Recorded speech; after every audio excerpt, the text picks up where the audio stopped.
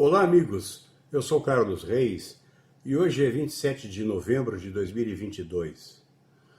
O tema desse vídeo é apresentar para vocês o Fórum Econômico Mundial, com sede em Davos, Suíça, onde Jesus é um fake news e Deus morreu. E além disso, você perdeu sua alma. Esse é o título do programa. Pois bem, aqui está o nosso herói, Klaus Schwab. Klaus Schwab é o todo-poderoso, dono de uma nova religião, do Fórum Econômico Mundial. Um homem com extraordinário poder, talvez junto com George Soros, Bill Gates, ele faz parte de pelo menos 80% de um lado que domina o planeta Terra. Tem outros que não vêm ao caso aqui, mas me interessa esse ponto em específico. Ele é bastante conhecido, há anos que ele faz a sua pregação e prega a sua religião. Agora, ultimamente, e bem recentemente, agora nesse mesmo mês de novembro, ele publicou algumas coisas bastante interessantes. Por exemplo, em 22 de novembro está publicado na mídia, desde esse dia pelo menos, que Deus morreu e que Jesus é um fake news original. Quer dizer, o Fórum Econômico Mundial estaria adquirindo poderes divinos sobre a criação e a destruição. Eles são capazes de destruir e criar. Vamos ver o que significa isso. Ele não está sozinho nessa empreitada mágica, nessa religião. O guru de Klaus Schwab assegura que os humanos são agora animais hackeáveis e que por isso passarão por uma reengenharia. Quem diz isso é Yuval Noah Harari, um historiador israelense. Nós somos, então, animais hackeáveis. Nós podemos sofrer o rastreamento de hackers, isto é, nós podemos ser controlados. Nós podemos ser controlados. Mas para que isso seja possível e para que mais sejam hackeáveis, é preciso uma engenharia, uma reengenharia da nossa espécie. Esse é Yuval Noah Harari, orgulhosamente ostentando um novo Homo sapiens, que ele chama de Homo Deus. O primeiro livro famoso do Yuval Noah Harari chamou-se Sapiens, uma breve história da humanidade. Eu tirei excertos desse livro através de um audio textbook que eu consegui na internet, do qual eu extraí 5 trechos que representam ou sintetizam o melhor do pensamento desse historiador israelense, que é exatamente o guru do Klaus. Portanto, eles dizem isso em conjunto, entre outras pessoas que trabalham para o Fórum Econômico Mundial. Eles são os fundadores de uma nova religião, chama-se dataísmo, a religião dos dados. Os dataístas, contudo, começa a citar o livro dele, acreditam que os humanos não são mais capazes de lidar com os enormes fluxos de dados, ou seja, não conseguem mais refiná-los para obter informação, muito menos para obter conhecimento ou sabedoria. Até então, o ser humano tentava obter informações. Com as informações, eles construíam um conhecimento. E esse conhecimento gerava uma sabedoria. Pois os dataístas agora dizem que isso não é mais possível devido à enorme pletora de dados, uma quantidade inacreditável de dados. Nós podemos até concordar que os gigabytes, nem se conta mais na casa dos gigabytes, são demais para a mente humana e até um conjunto de mentes humanas. Portanto, algumas coisas certamente nos escaparão à medida que o fluxo de informações aumenta e o nosso cérebro não consegue dar conta disso.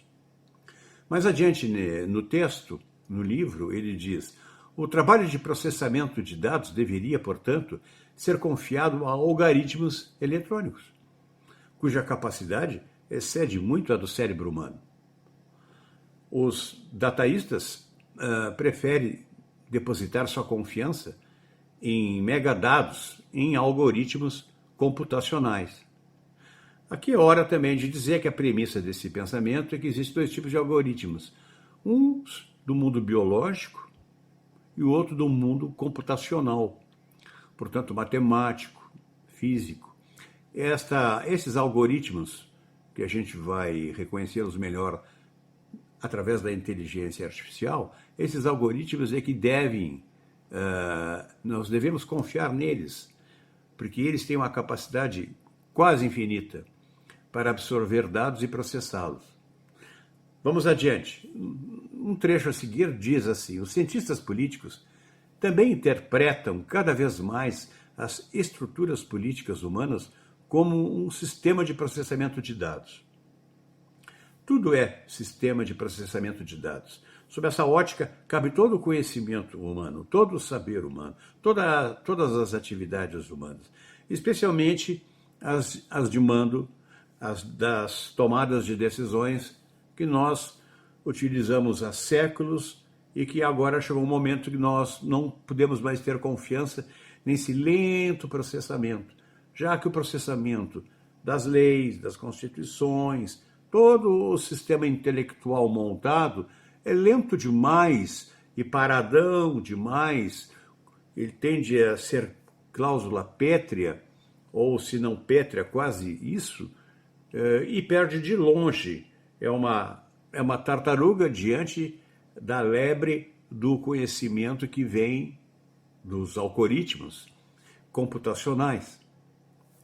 Então, a implicação disso é a seguinte: isso implica que, se as condições de processamento de dados mudarem novamente no século XXI, a democracia poderá declinar e até mesmo desaparecer. À medida que o volume e a velocidade dos dados aumentam, instituições veneráveis, como eleições, partidos e parlamentos, podem tornar-se obsoletas. Não porque sejam aéticas, e sim porque não processarão mais os dados com eficácia suficiente. Eu acho que também o nosso Yuval Harari também está pensando, além das eleições, dos partidos, dos parlamentos, ele está pensando também em constituições. Eu acho que cabe no mesmo pacote. Então elas vão se tornar obsoletas. Reparem, a democracia vai se tornar obsoleta. As eleições, os partidos, os parlamentos, as constituições, as leis, porque elas são lentas demais para dar conta do mundo em grande transformação, com um número cada vez maior de informação. É isso que Yuval Noah Harari escreveu nos seus por enquanto, seus dois mais famosos livros. O Sapiens, que é uma breve história da humanidade, onde mostra que Sapiens nos mostrou de onde nós viemos, né? E o livro seguinte dele, o Homo Deus, vai nos mostrar, já está nos mostrando, para onde estamos indo. Esse Yuval Harari é aquele sujeito que no ano passado ficou conhecido aqui no Brasil, segundo uma reportagem da revista Veja. Ele disse: a negligência de Trump e Bolsonaro, referindo-se à Covid-19, resultou em milhares de mortes. É daí que vem aquela notícia dos milhares de mortes que botam nas costas do Trump e do Bolsonaro. Quem deve ter gostado disso foi o Bill Gates, né? Um dos amiguinhos do Yuval. De acordo com esse Fórum Econômico Mundial, Jesus é um fake news. Deus está morto e você não tem alma. Você é um animal hackeável que não tem capacidade de livre arbítrio. Assim escreveu também Klaus Schwab no livro A Quarta Revolução Industrial. E por último, Covid-19, o grande reset, o grande reinício. Neste livro, em conjunto com Thierry Malherbe, Klaus desenvolve a mesma tese do Yuval, já não sei mais quem é o pai da ideia, mas provavelmente uma ideia conjunta de toda uma equipe que trabalha com essa ideia. Jesus é um fake news. Aliás, ele disse, um fake news original. É onde começam todas as mentiras. Fake news quer dizer mentira. A história de Jesus é mentirosa. E Deus está morto. Aqui o Klaus repete Nietzsche, que no século XIX já tinha matado Deus. Deus morreu, disse Nietzsche. Ele está dizendo novamente, Deus morreu. Deus está morto. Portanto, não temos mais o empecilho da teologia, aquela nossa e de qualquer outra.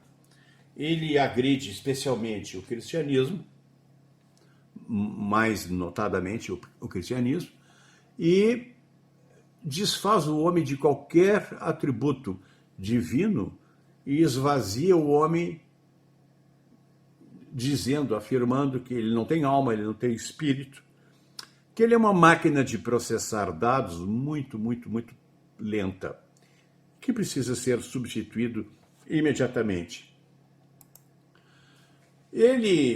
Klaus, tem um time que ele chama de líderes globais jovens.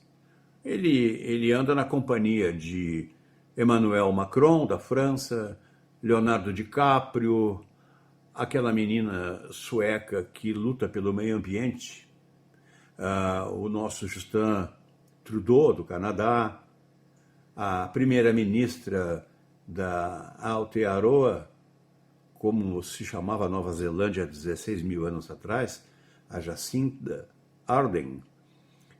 Então essa turma jovem é a menina dos olhos do Klaus, porque ele aposta nos jovens, é óbvio isso. Especialmente o Trudeau, quando ele, numa entrevista, eu tenho o vídeo disso, não é muito antiga, ele disse, gabando, que ele e o fórum que ele preside já tem a metade do ministério lá do governo do Justin Trudeau, no Canadá. Metade come na mão dele. Ele diz isso com bastante orgulho. E o Trudeau parece não se incomodar muito. Nem o Trudeau, nem a vice dele, a Chrystia Freeland, que não é nem cristã, nem terra livre, mas ela chama-se Chrystia Freeland. Essa mulher é encarregada de tocar adiante a lei da assistência à morte. Um eufemismo para a eutanásia, como está sendo desenvolvido no Canadá. O Canadá está muito avançado nisso, e as leis são cada vez mais liberais nesse sentido. Então, todas as restrições ético-morais estão sendo paulatinamente diminuídas, eliminadas. A qualquer momento, a eutanásia é uma questão só de colocar em prática, só formalizar melhor e pronto. Aliás, isso faz parte do painel da morte. Há um vídeo do Bill Gates falando exatamente sobre esse assunto. O painel da morte é aquele cálculo Excel que se faz para as pessoas moribundas, pacientes em fase terminal, que consomem muitos recursos em dinheiro dos serviços médicos e hospitalares. São milhões de dólares que são jogados fora, segundo Bill Gates, porque poderiam ser melhor aproveitados em outros setores da saúde. Como você sabe, Bill Gates é um filantropo, que nem o Klaus Schwab, ele é um filantropo. É assim que ele se apresenta, um dos maiores filantropos do mundo. Inclusive, George Soros, ele rivaliza com George Soros no campeonato de filantropia. Então ele está muito preocupado com a saúde humana, de modo que, quem sabe, se aloca mais recursos para os que têm saúde e menos para aqueles que vão morrer. E para diminuir o prejuízo econômico, não se esqueça que o Fórum Mundial que ele preside é econômico. Então, junto com bancos, companhias de seguro, grandes companhias com planos de saúde milionários, etc., etc., um montante de dinheiro é fantástico, que é poupado, e ele faz essa sugestão da eutanásia, assim com grande naturalidade e com alto espírito filantrópico. Bolsonaro, aqui visto apertando a mão do Schwab, não é exatamente de quem o Klaus Schwab gosta, né? Ele gosta do Lula mesmo, isso a gente já sabe. Mas tanto o Bolsonaro quanto o Lula é gente velha, que ele vai descartar. O Bolsonaro ele já descartou.